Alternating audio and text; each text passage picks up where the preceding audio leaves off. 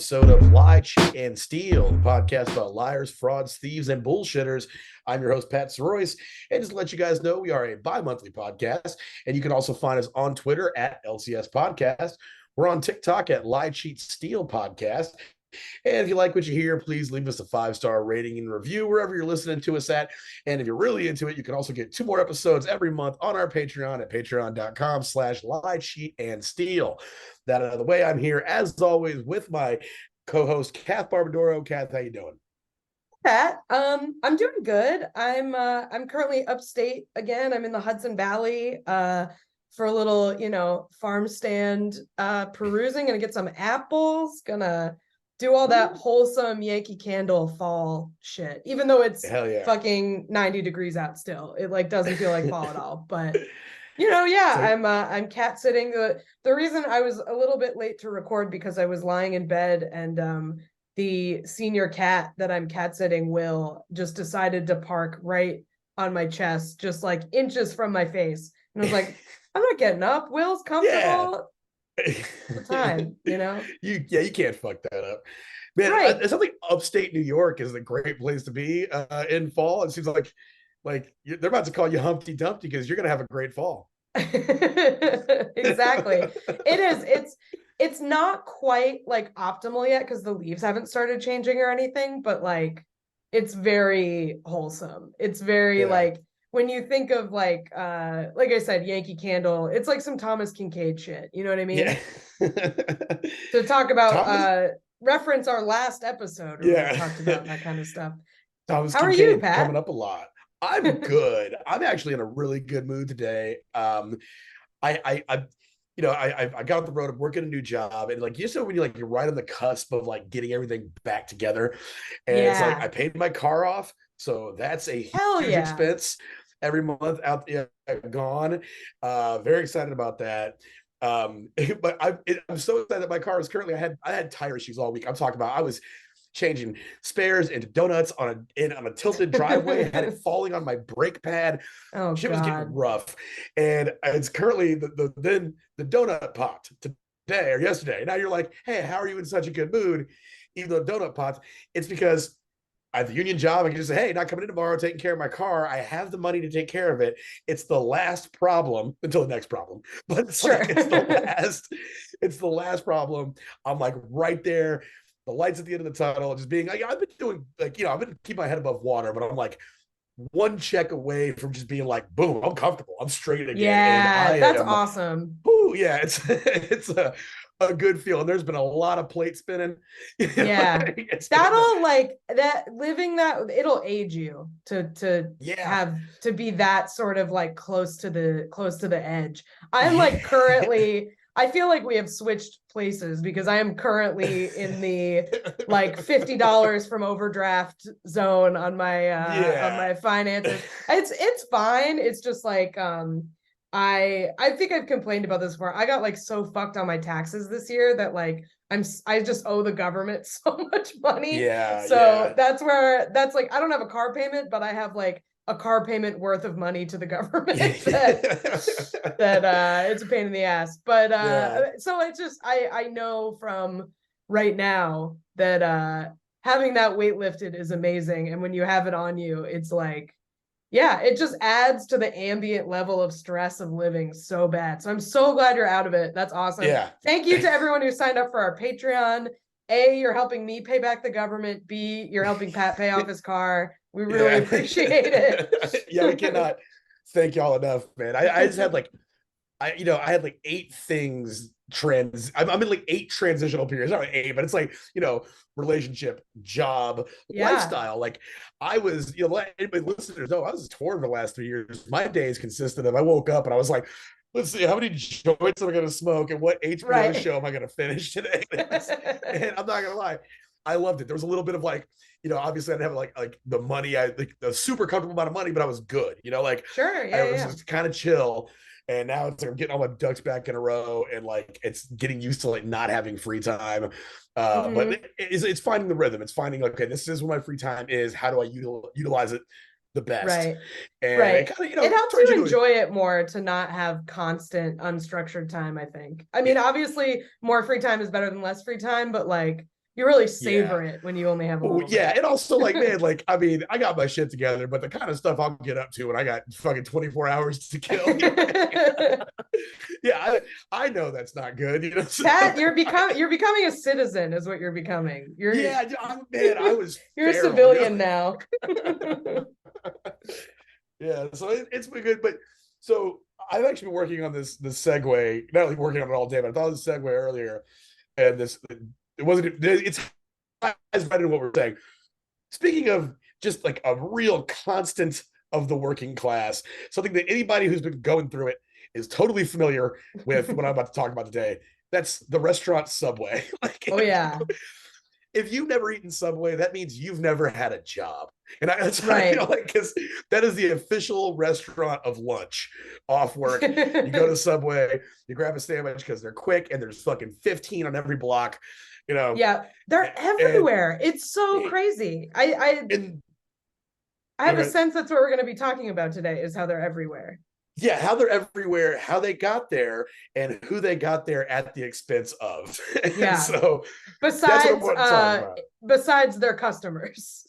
Exactly. I don't know if you I don't know how you feel. I think Subway is so gross. I've absolutely eaten it for lunch constantly. It used to be, when I was younger, I was vegetarian, and back in the day, it was like the only, if you were like driving down a highway or something, it was one of the only places you could get like a vegetarian meal, because you just get like a veggie sub or something.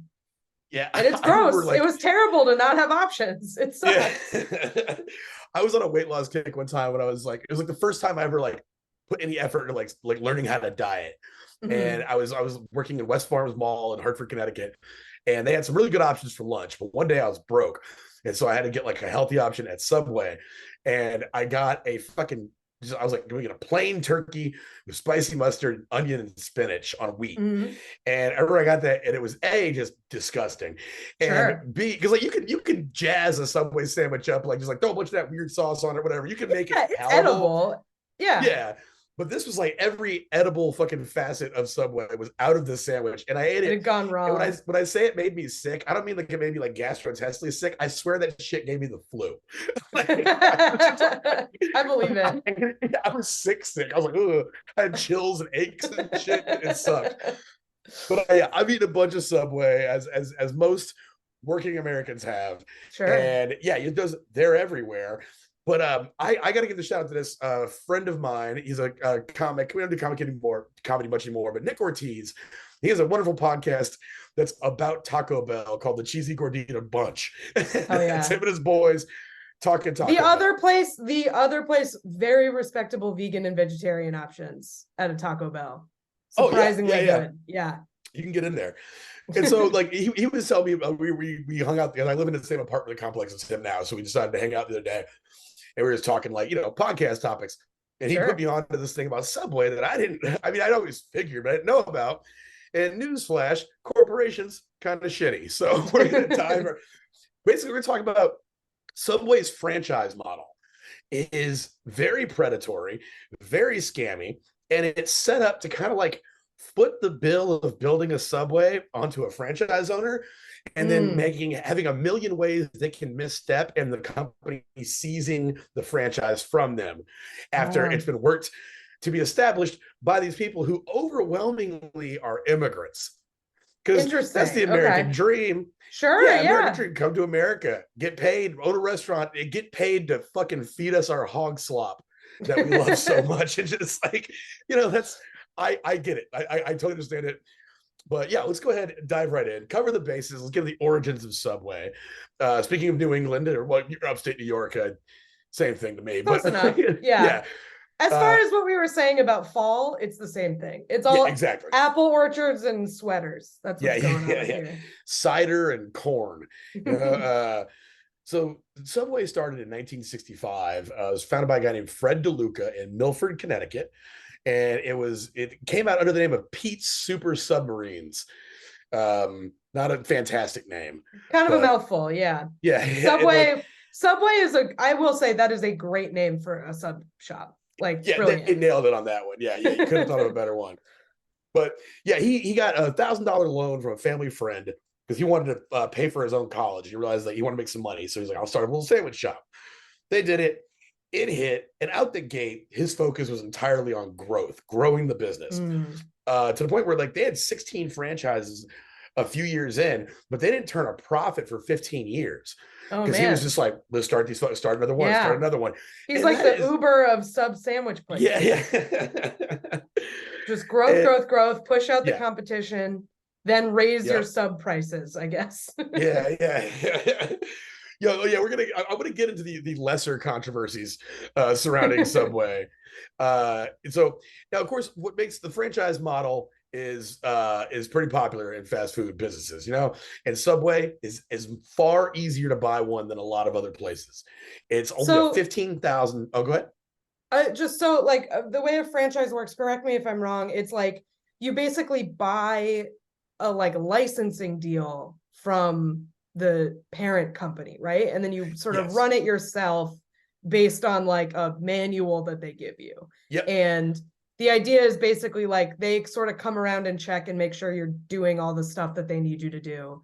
And then otherwise it's sort of your own business, right? Yes. Yeah, very much so. Especially for a lot of other places. With Subway, we'll come to find out that's what's pitched, is that you'll be your own boss. But it becomes very clear that they are not interested in all, or really don't care if you succeed, as long as your location succeeds, because so it's sort of a way for them to get a Subway into a physical location. Yes, yeah, that's kind of the goal. Okay, very much so. Yeah, they put it just like Uber. It's all done on the backs of immigrants and working poor. Sure. So they have like they're very simple. It's $15,000. To start a Subway franchise. Yeah, that's not that bad. Not that bad. And like a lot of places, like McDonald's, I believe is 45,000. And so as a result, most of your fast food places are actually owned by investment groups. I used to work at a Dairy Queen. It was 7 Dairy Queens in the little region, and it was called Cinco DQ. Because I think they started with 5, but they added 2 more. It was called Cinco, and our checks came from Cinco Dairy Queen. And like that was, it was an investment group. It wasn't like some, guy that really liked Dairy Queen and bought 5, It was an investment group. Well, Subway, that's a little atypical. It's mainly immigrants and families that buy these things. And it's a simple startup because they have no grills. They have no fryers. You don't have to build a vent hood. There's none of the, like, at one point they say all you need is a plug. Just to get that sandwich warmer going. And then you need maybe a meat slicer, maybe not. Maybe they just ship you the pre-sliced meat and then I think they used to send you pre-sliced meat. I think now they slice at the site just because people are like, hey, this is dog food you're feeding us. This is disgusting. That's a friend of the show, Danny Palumbo, used to have a joke about how the turkey at Subway is ham based. And he's like, how is that possible? What is that? Why is the meat wet? The eternal question. Why is the meat wet? I love Danny Palumbo. Go follow his Instagram. He sells plates of pasta on the weekends that just, God, every time it's like, shit, I will move to where you're at, Danny. I'm so jealous that he lives in LA because he makes handmade pasta. It's great. He has a really great Substack about food too called The Move LA. So definitely check that out. I love Danny. He's the best. Great cook, great comic. Anyway. Danny Palumbo. Yeah, I was just telling a story about how when I was in St. Louis, hanging out for I was waiting to get picked up for a comedy tour. I was day drinking at a Italian bar with a bocce ball court, and I was joking that I was like, I'm just gonna go into every house in this neighborhood and go, hey, do you know Danny? Hey, do you know Cash? So most so Subways, they're ran by families, and Subway is also one of the least profitable. And so, as we all know right now, it's one of the if not, I think property-wise, the largest restaurant chain in the world at the moment. It's so crazy because it's so bad. It's so bad, yeah. I don't get it. Like, how are there so many? I mean, I guess we're gonna find out, but and they only make on average $400,000 a year, which is much lower. Yeah, the average Jimmy John makes a couple mil a year. You know, like a Jersey Mike's, they all make a lot more. Subway doesn't make that much money. And they also, their percentages off top, the VIG, if we want to talk fucking organized crimes, is all the shit is. The fucking VIG is 12.5. Wow, that's high. Yeah, 8% is some straight off your sales, and then you pay 4.5% of your income towards advertising. And that's one thing we know about Subway is they advertise like a mug, man. They're, they have goddamn Megan Rapinoe and Tom Brady and RG3 all sitting around eating sandwiches. You know, it's like they really put a lot of money into advertising. It's one of those things like how like Coca-Cola advertises so much where it's like, we all know about Subway. Yeah. Yeah, you don't need to remind me. Right. Like what marginal percentage increase in customers are you getting from commercials? Because like we know, yeah. We get it. I guess thanks for reminding me about Subway. I think most large companies advertising these days is all like apologetic and like rehabilitory. Like yeah. Somebody is like, hey, I know we sucked for years, but we don't suck anymore. And then this isn't your grandma's Subway. Yeah, whatever, you know. Like it is because my grandma owns the Subway because our family's locked in by predatory contracts. Anyway, so Subway has not been, I think it goes without saying, Subway has not been without its controversies over the years. And of course, you have the big one, the one that looms over all of this is just the giant pedophilic pants of Jared Fogle. Sure. Yep. Kind of the main association. I guess that is why they have to advertise so much, because people are like, hey, themselves with literally any other person. Anyone. Yeah. Yeah. Like there's throwing shit at the wall to see what it sticks. Like Pat Mahomes, fucking, you know, like right. The bar is on the floor for who could be better than a known imprisoned pedophile. Oh man. So yeah, but what's funny is so you can't tell the Subway story without talking about Jared Fogle. We all know what he did. We're not going to get into it on the show, but that he had such a big impact on that company that it plays into what we're going to talk about today. Just there's pre-Jared Subway and there's post-Jared Subway. Yeah. And it's two different worlds. So, but over the years, they've had pretty much all of their controversies has been surrounding, I have it written down as chicken, not chicken. That was when everybody said, hey, your chicken's not chicken, it's mainly soy. They did some studies. It turns out, no, it's chicken enough for us to say chicken legally. Then it was, hey, your tuna's not tuna. And it was like, well, no, technically, I mean, it is, legally it is tuna. And then somebody was like, hey, your bread's not bread. It's like, what do you got? What are you guys? What are you guys fucking doing? It reminds me, there's a tweet about Starbucks food that I think applies to Subway, where it's like, when you get food at Starbucks, you're like, this 3D printed sandwich is really good. It's like somehow not food, but it is. Yeah. That is 100% true. I've had to eat Subway food, or not Subway, but Starbucks food before. And you're just like, this is like an advertisement for food. It's not actually food. An ad for food is exactly right. I am so baffled by the popularity of Starbucks. I don't think their coffee's good and their food is atrocious. Yeah. And like the vibe in a Starbucks is bad. I mean, that might be a New York thing, because it's like a public bathroom. So like the whole store becomes a public bathroom, you know?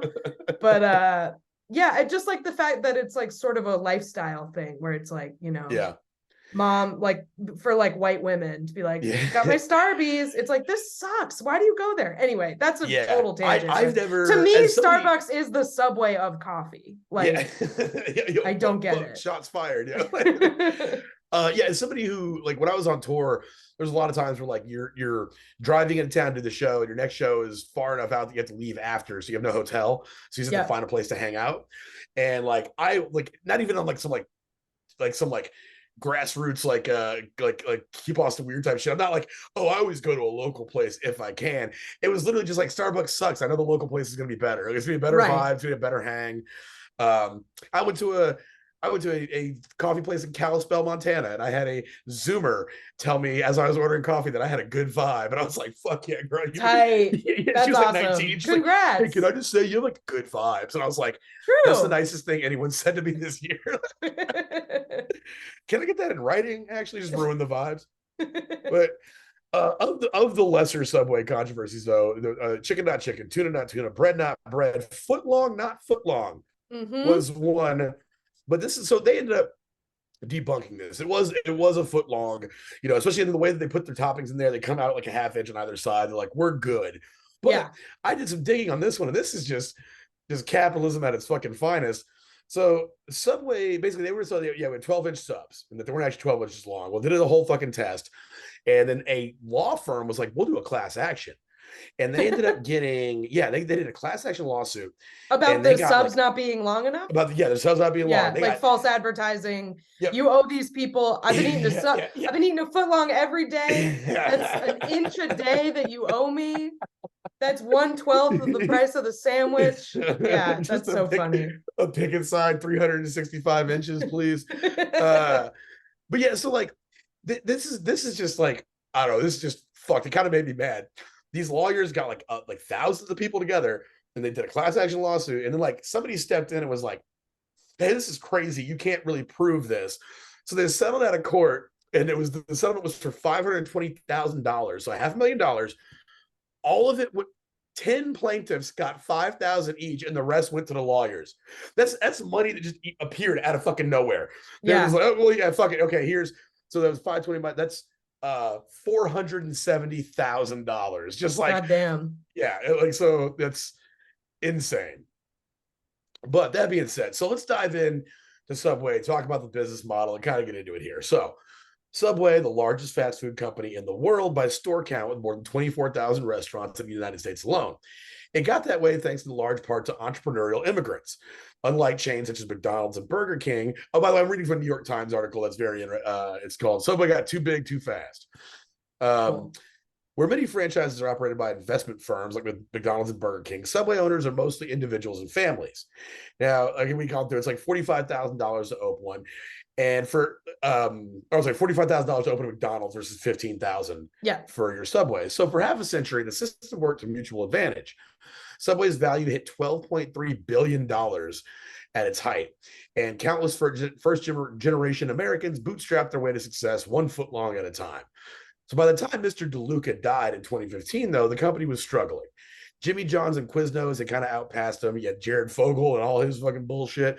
And then his sister, Suzanne Greco, took over as chief executive, inheriting a company that many felt had grown too fast and haphazardly.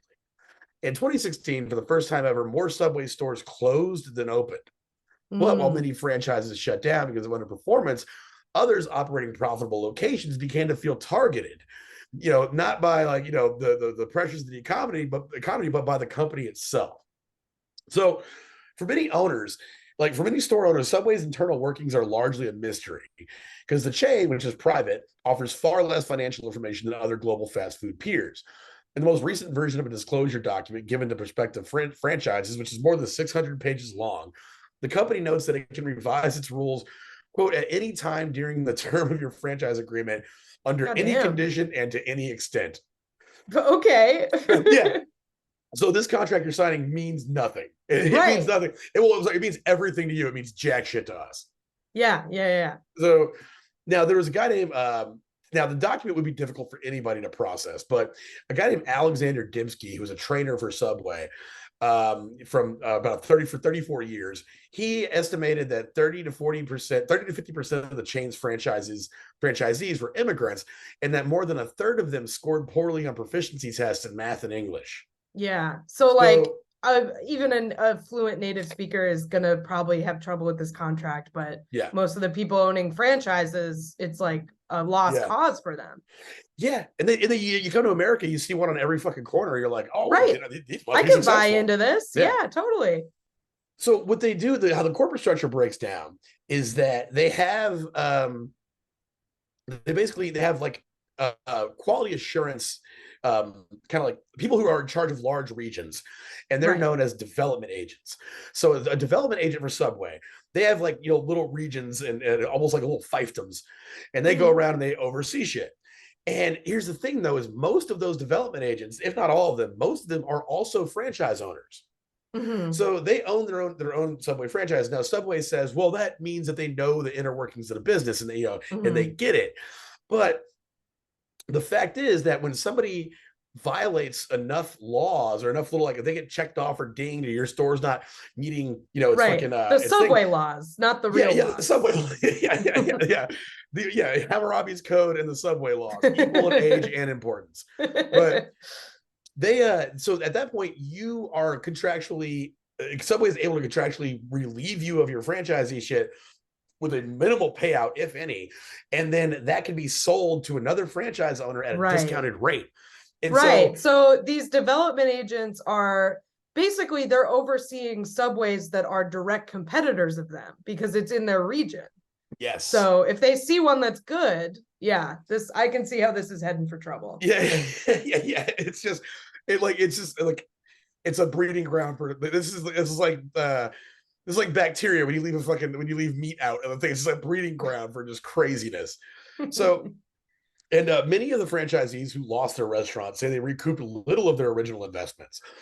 And intervention, you can make a complaint, but intervention from Subway's headquarters in Connecticut is rare. So for years, the subway system's opacity and aggressive pace of development went hand in hand. The company encouraged stores to open in blocks of existing locations, with development agents often giving the established franchisees a choice. And this is fucked. Operate the new restaurant themselves. So take on another restaurant, including the $15,000 startup fee, or compete with somebody. What do you want to do? Yeah. Do you this want is like mafia shit. It really is. It's insane. It's like, dude, I don't know if I mentioned this. I knew a guy, I wasn't friends with this guy, but I knew a guy who used to steal people's shit and then call them and they'd be like, hey dude, sorry, I can't talk right now. My TV got stolen. But yeah, no, I stole it. You need to come buy it back. And they'd be like, what? Like, yeah, come buy it back. Like, no, I don't want it, but no, you're gonna come buy it back. We're gonna have a problem. And yeah, just shit. Yeah, that guy's dead now, and for good reasons. But yeah, that's like, it's straight up criminal stuff. It's like, hey man, we're gonna open one on the street. You can either open one or we'll open one. What do you want? You know? Right. Yeah. And that is so they building these before they have a franchisee signed on for them? Is it like they open one and then they're like Subway for sale? I would imagine that they get a line in on a location and they say, hey, and they go to the franchise and they say, hey, we're going to open one here. It can be yours, or it can be somebody else's, but this is where we want one at. Got it. Okay. They do this like crazy subtraction soup math where they're like, actually, it's better for everyone when there's more subways closer to each other. And an economist was like, that makes no sense, because if that was true, why not open 15 on one block? Right. Why not have a subway district in the city? Yeah. By that logic, you know. And so we're going to tell the story now of a guy named a gentleman by the name of Manoj Tripathi. And Manoj Tripathi is a franchisee owner from India. So he said it was assumed that the stores would eventually become more sustainable. He had bought into Subway's expansion in a major way. After 2 decades spent at companies like Jamba Juice and Body Shop, opening Subway franchises in his mind was his chance to take charge. At one point, he owned 38 stores. And by 2015, he was among the largest franchisees in California's East Bay region. But Manoj Tripathi couldn't shake the feeling that someone had a vendetta against his Subway sandwich shop. A franchisee for nearly 2 decades, he had done everything he could do to keep his restaurant in a strip mall in Northern California in perfect condition. But lately, it seemed like someone was out to get him. It was middle of 2017, and inspectors sent by Subway's regional manager were finding a new problem to cite each month. Shit like a handprint on a glass door, the wrong brand of bathroom soap, cucumber slices that were too thick. At one point, he said one of these guys says they got written up because their vegetables were too choppy. It's like, bitch, I chop vegetables. What the fuck you want me to do? Right. What do you want? That's wild. Yeah. So they're finding everything possible to ding this guy. And so, but in which each little thing was a write-up, and Tripathi's grip on his store seemed to weaken. If he racked up enough infractions, Subway could terminate his contract and take control of the business. So when an inspector named Rebecca Hustler, baby, it's probably Hustler, but yeah, I'm saying Hustler. She arrived one day in September, and Mr. Tripathi had thought his restaurant was pristine. Then he noticed that a single light fixture needed to be a new bulb. Okay. So Mr. Tripathi runs out to buy a replacement. By the time he returned, though, Hustler had marked that as a violation. A year later, just as he feared, he lost the Subway. Damn. So Tripathi wasn't like paranoid.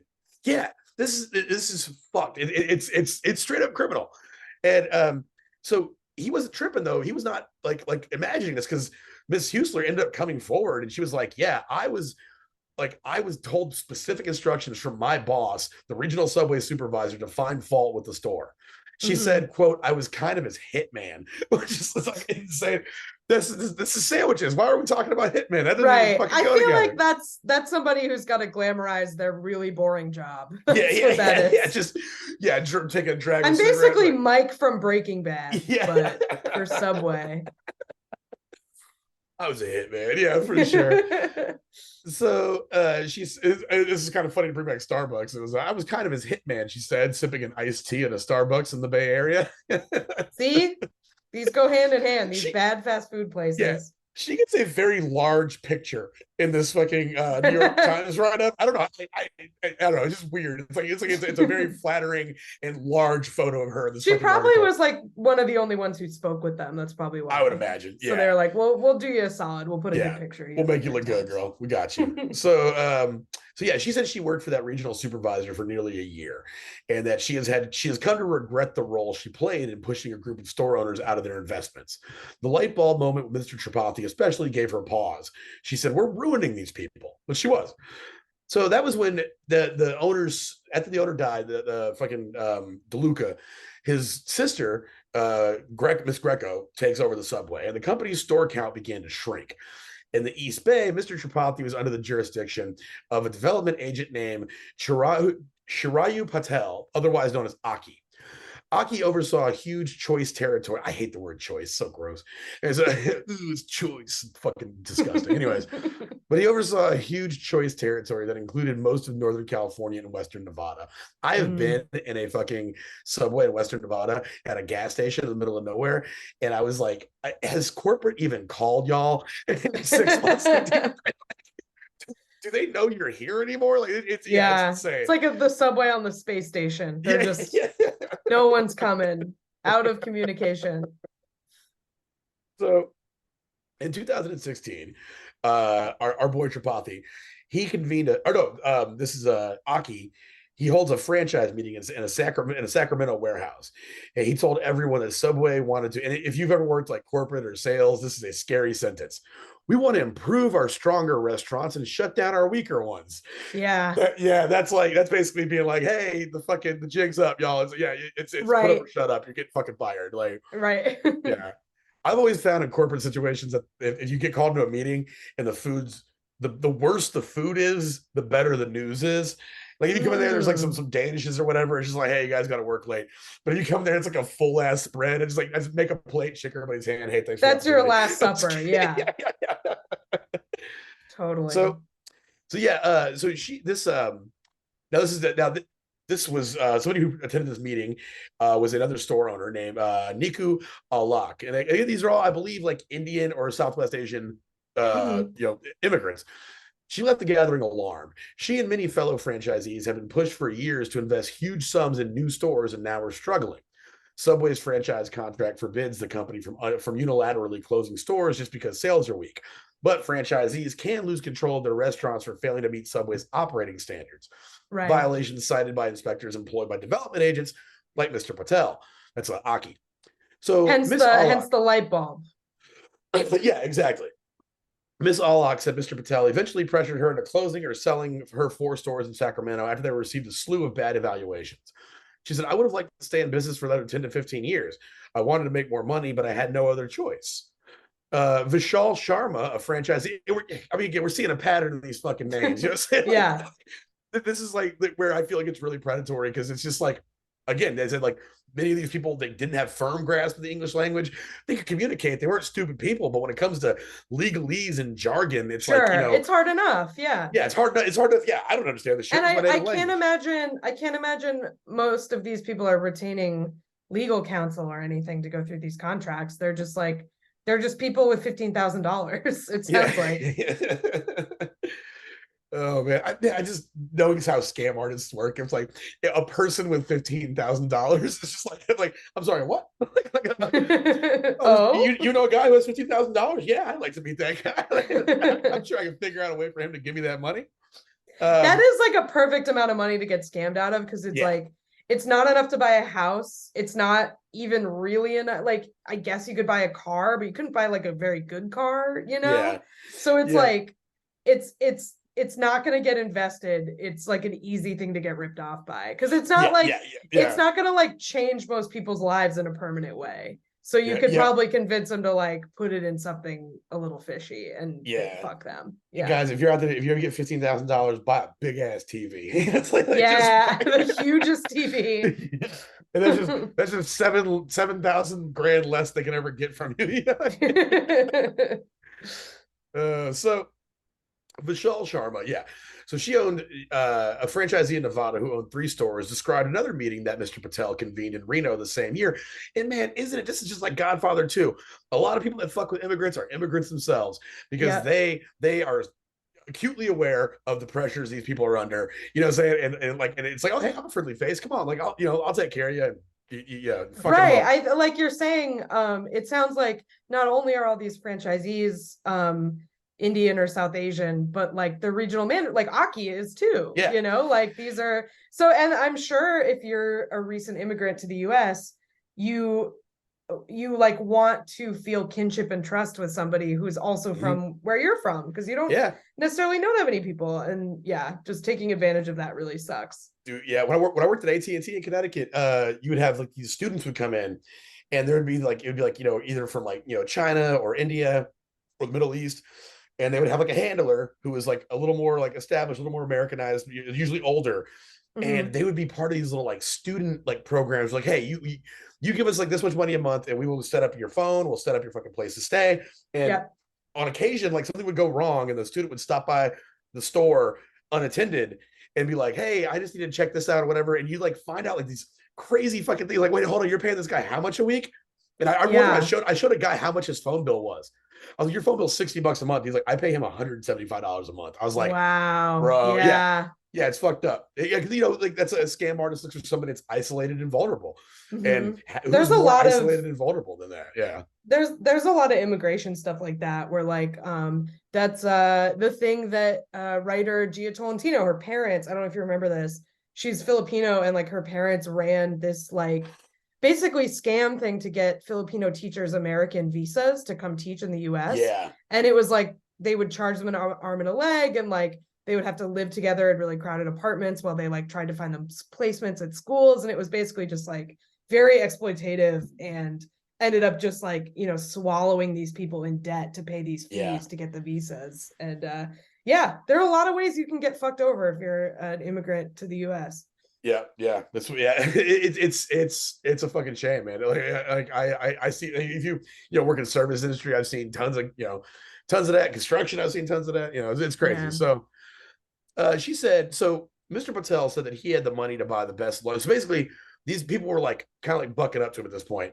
And he Yeah. was like, yo, I got the money to buy the best lawyers. At the time, she said, we weren't scared. We just thought maybe that's just his style. Then we figure out this guy's template is not developing territory, it's taking away the territory. Right. Being a So Mr. parasite. Patel had said in an email that he had been informing the franchisees that Subway's lawyers were available to answer legal questions. But at one point, a franchisee sent Mr. Patel an anonymous complaint. He responded with an email to a large group of them, in which he threatened a lawsuit that would, quote, be so huge it would take nearly all of your life earnings in Subway in fighting this suit. Please don't Ugh, test me. what He a said, please don't demon. test me, especially when you don't have any basis. Fuck. What a messy bitch. I hate this guy. Subway ended up terminating Mr. Sharma's contracts in 2017. Last December, in state court, he accused Mr. Patel of using rigged compliances and Subway of employing an unusual structure where the local agent is a supervisor as well as a competitor, which Mm-hmm. is a completely succinct way of describing what the fuck they're doing. Right. But the case was ordered into arbitration in Connecticut, but Mr. Sharma is appealing the decision. So dozens of franchisees in the region decided to appeal to Ms. Greco, that's the sister of the original owner, for help. Mr. Tripathi, our old homie Tripathi, he said there is a deep sense of morass within the franchisee community, the group wrote in a 2016 letter. So they wrote this to Ms. Greco asking for help, asking that she designate somebody impartial to look into the matter. The franchisees said they suspected Subway's development agents of commissioning unfair slash bias slash questionable evaluations and forcing franchisees out at a throwaway price. And they feared retaliation. They said, needless to say, though, this is the time of essence. So Ms. Greco did not respond, but Mr. Patel was made aware that all his underlings were doing this. Oh, that's And so mean. That's so yeah, shady. dude, Giving him the tip off and not doing yeah, anything. Fuck. dude, That's like, this is a classic, like, HR's there to help the company, not to help you situation, where like you go to them with a problem and it comes back on you, yeah, dude. Sucks. My first pawn shop job, when I first started there, this lady was the manager, and they were just being real mean to her. And they pressured her to step down and take an assistant manager role. They brought in another manager, and that lady was not friendly or nice about it. It was like kind of like a little hostile to the old staff. Yeah. And so HR came in to like smooth things over, and they were like, "We're gonna have a meeting with everybody, a sit down meeting, and da da da." And I expressed my concerns about the new lady, and I expressed my favoritism for the old lady. And next day, I'm at work, and we're all in the fucking office, and the new lady was just like, "Oh, hey, by the way, Kathy told me everything y'all said. I heard it all. I heard everything y'all said about me." And I wasn't old enough to be like, "What the fuck?" That's like, I was 20 years old. I couldn't like formulate a defense to that. I was just like, "Oh fuck." Yeah. God. So Mrs. Hustler, so Patel hears about this, and Patel's like, "Oh, fuck this shit," because he does not play. This dude will absolutely. This guy's a killer. Break your fingers with a hammer. So he was like, "So fuck it." So he gets Miss Hustler, and he was like, "Hey, go in there." And this is a quote from an email, or I'm sorry, a quote from her saying what he said. He said, "Go in there and just throw your temperature probe right into every bit of food. It's not going to make temperature, and you can call them out in compliance." And she said he actually gave us specifics on what he wanted us to do. He directed her to visit during shifts with unexperienced employees who were more likely to make mistakes. Not all the franchisees who have left the Subway system operated their stores perfectly, and many did run afoul of local health inspectors. We've all been in a gas station Subway. We get that. Yeah. I feel like if you've eaten at Subway, you've gotten sick from Subway. Like I said, it gave me the flu. It wasn't even gastrointestinal. I literally got like I got sick. I got a respiratory infection from that shit. But dozens of franchisees, I hate that word, franchisees, contend that issues that never bothered Subway during its rapid expansion suddenly put them out of business in recent years. Like, oh, it's cool when you do it. It's a problem when I do it. Right. Those franchisees feel they have little recourse. Near Sacramento, Manal Khatri and her husband owned a Subway in a prime location just off the freeway. After Mr. Patel's inspector repeatedly marked it out of compliance around 2014, she recalled that she and her husband started to fight constantly. Why were they failing? Why couldn't he get everything into compliance? Ms. Khatri said they both repeatedly asked Subway headquarters for advice, but never got a response. Eventually, the company took her into arbitration, and she said she was told to find a buyer for her store or risk a forcible closing. Mr. Patel rejected all the candidates she found. Records indicate that he now owns her restaurant. Right. Yeah. Nobody's good enough. I know just the guy. You're having trouble finding someone. That's so shitty. Yeah, so shitty. Sucks. Yeah, fuck this dude. Yeah. If I ever meet Mr. Patel, I'd probably meet a million Mr. Patels. Meet somebody the last name. Hey, Patel, are you the one from Northern California? Because what happens in the next 5 minutes is very dependent on what you tell me. So, but yeah, she said, so she was like, after it became clear Ms. Patel wanted to buy her store, she said that she realized her husband might not have been to blame for everything after all. Oh, that poor guy. He was like, but so Mr. Patel said the Khatris asked him to buy the restaurant, though. In his defense, he said they asked him to, which I don't believe for a second. So another franchisee, Kanwardeep Virk, again, we're seeing like this is just like it's a theme. Said that starting in 2006, he operated 4 stores in the Lake Tahoe area that were profitable and compliant with Subway standards. His babies, he called them.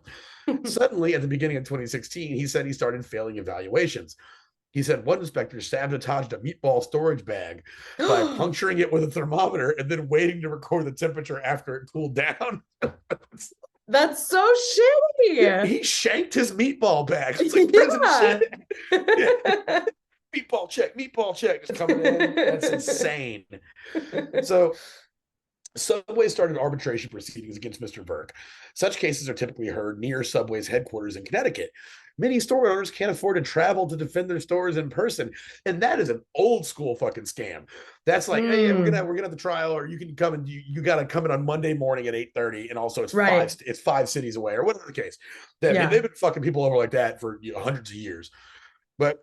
They said, many store owners, they just end up arguing their cases by phone or by filing documents. But in 2018, Subway initiated the equivalent of 29 litigation actions against per 1,000 franchisees. To put that into consideration in the scope, that same year, McDonald's had 1.4. Dunkin' actions from McDonald's, Dunkin' Donuts, Pizza Hut. What's that? So this is the rate per 1,000 franchisees of lawsuits. Is that what you're saying? Yeah, or them taking like litigation actions against their own franchisees, like the shit. Okay, so them suing the franchisees. Okay, yes, yeah. And so it was Subway has 29 per 1,000. McDonald's has 1.4 per 1,000. Yeah. Almost 30 times less. Yeah. So yeah. So eventually Mr. Vert gave up. Mr. Patel now owns 2 of his former stores. Mr. Patel wrote that the restaurants had problem with food safety and labor practices and owed back rent, and that Mr. Vert himself arranged to close or transfer them. So the Federal Trade Commission requires Subway to produce an annual list of franchisees with permanently closed stores, which the company said allows prospective franchise owners the opportunity to contact them to discuss their experience with Subway. But many franchisees who received termination letters after being deemed non-compliant eventually sold their stores, sometimes under duress and often for far less than they believed the stores were worth, the several franchisees said. So they don't even own the places anymore. So if anybody gets a hold of them, they're not talking to these people. And also most of them are wrapped up in like ironclad NDAs that don't allow them to say what actually fucking happened. And this is like not common. Like this is like this is a very Subway specific phenomenon. Right. It doesn't make a whole lot of sense in most cases for a business sale to involve an NDA. Like that's odd. And then the owner, before he died, DeLuca, they were asking him at a trade expo about like, hey, if people who are interested in getting into a fucking, a franchise, what do you recommend they do? He goes, well, I recommend they talk to franchise owners, because franchise owners are going to be able to tell them what's actually going on. They'll have some that have good experiences, some that have bad, but I would say talk to them before buying a franchise. And it's like, or why don't you just do what every other restaurant chain does and just have that information in your fucking packet where I can just read it and look at it? Why do I have to call 20 people who also don't know if I'm a plant from corporate? If I'm calling them like, hey, what's your experience with Subway? How likely is it that he's going to be like, yo, man, it's bullshit. Like nobody's going to say That's a good point. Yeah. So Subway, as we all know right now, is in the midst of an ambitious makeover campaign. It hired a firm that has worked with Tiffany and Company and Saks Fifth Avenue, adding to its menu and stocking remodeled stores with new technology. So like since Mr. DeLuca's death, the company has been on shaky footing. It was slower than many rivals to launch a digital loyalty campaign and offer mobile ordering options. So revenue fell from 10.4 billion last year, or fell to 10.4 billion, down 9.5% from 2015. In recent months, the chain has added a new chief information officer, a chief marketing officer, and a North American vice president. Ms. Greco retired last year. But as we talk about it, Subway's store count has shrunk by more than 2,000 since 2015. And essentially, Subway's chief development officer is a guy named Mr. Furtman. He said, we have to make sure ultimately that we have the right restaurants in the right locations. And it's like, yeah, well, that used to be just any restaurant. Like you said, it's like, oh, this wasn't a problem when you were growing. Now, all of a sudden, we need to do some pruning here, Yeah. And so so to kind of bring it full circle, we're going to stop by with our old friends, the Tripathis, and they said they feared they could lose yet more of their stores. They sued Subway and Mr. Patel in 2016 in California court, accusing the development agent of using a variety of techniques, including trumped up and false inspection reports, to justify terminating certain franchises. Subway invoked the clause in the franchise contract that requires disputes be resolved in private arbitration in Connecticut. Again, like you said, that is literally across the country from where the Tripathis own the stores. And also, arbitration is like, it's sort of like the HR problem, right? It's like often biased toward the company that is arranging the arbitration as opposed to open court, Yeah. So very shitty. Very shitty. Very shitty. And so, fee shitty. Mr. Tripathi. Now, this is another thing that's like a trope about immigrants that I found often is true, is the wildly educated and qualified careers they came from in their home countries. Right. So Mr. Tripathi is a trained engineer with a business degree, and Mr. Tripathi holds a doctorate in chemistry. And now they own Subway franchises. They said they were able to read and understand the reams of legal documents produced by the conflict, but they understand that many of their fellow franchisees cannot. And they own 38 stores. Like they're doing well. They're doing great. They're feeling the pressure. It fucking sucks they're getting treated this way. but they're doing well. And like you should do when you're getting a little bit ahead is look up for other people, because they're saying the reason we're fighting them is that we can. Yeah. So, like if that's allyship. Use your fucking privilege. If you got a little bit of bread, you're a little more established, and you can help out people who are getting screwed over. That's what you should do, and they're doing it. So hats off to them. Sure. Good for them. Yeah, that's where the story ends. As of press time, Subway still sucks. Makeover unsuccessful. Yeah. Still bad. I gotta say, did you ever like a Subway go to? I would usually get a BLT because those are like really hard to fuck up. Yeah. Like, and also again, the whole wet meat problem doesn't really apply when you're getting a BLT. So I would do that. I would do, like I said, I haven't been in years. I used to get them when I lived in Austin. I worked on the drag at UT, and I would go to Subway for lunch. But when I was vegetarian, I'd do just the very sad veggie cheese sandwich, which is like one of the most pathetic things you can eat for lunch. What is your Subway go-to? I think so. It used to be back when I was a kid. It was the roasted chicken breast with just salt and pepper, lettuce, and ranch. When I was like a kid. Nice, simple, yeah. And then I started getting the Italian BMT. I like that. But as time went on, I usually just get Italian BMT. Usually I get like once in a blue moon, I would get a meatball sub. I do like a meatball sub. The worst version of it is the Subway version, but like it'll still hit the spot if that's what you're craving.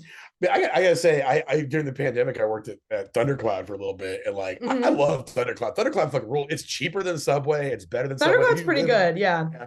And you have access to a Thundercloud. That's the way to go for sandwiches. Their meat is good. Their meat's fine, but their veggies are fucking really good. Yeah, I agree. Veggies. Yeah. Anyway, my friend that passed away, Brian, who I mentioned all the time, he had a sandwich.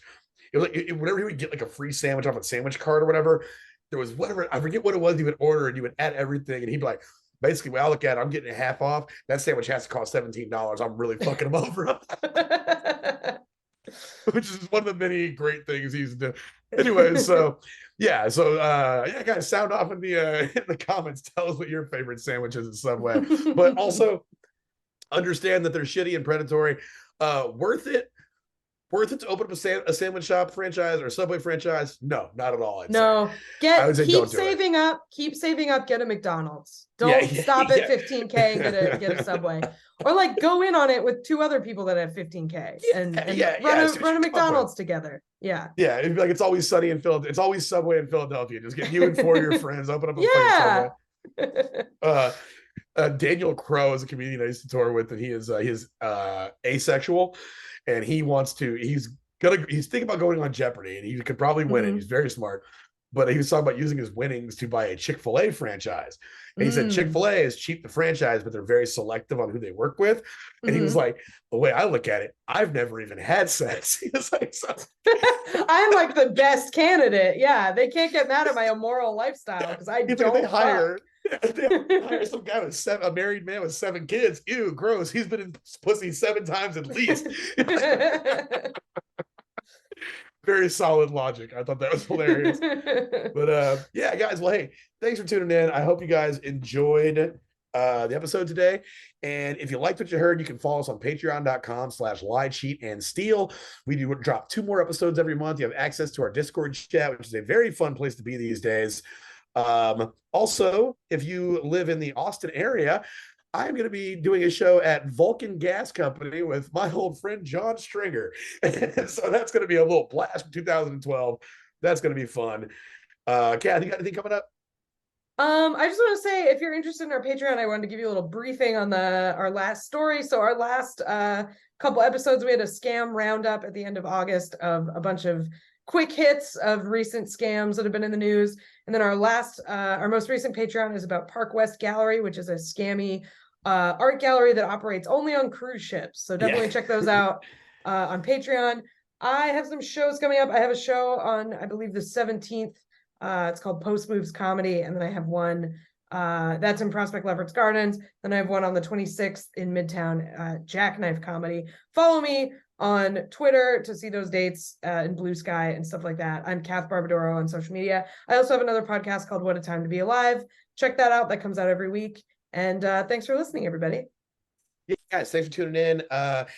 Get out there. If you have to eat somewhere for lunch, if it has to be Subway, it has to be Subway. But just let us know. We put you on the game about it. But otherwise, get out there, be safe, be smart, but above all, don't get caught.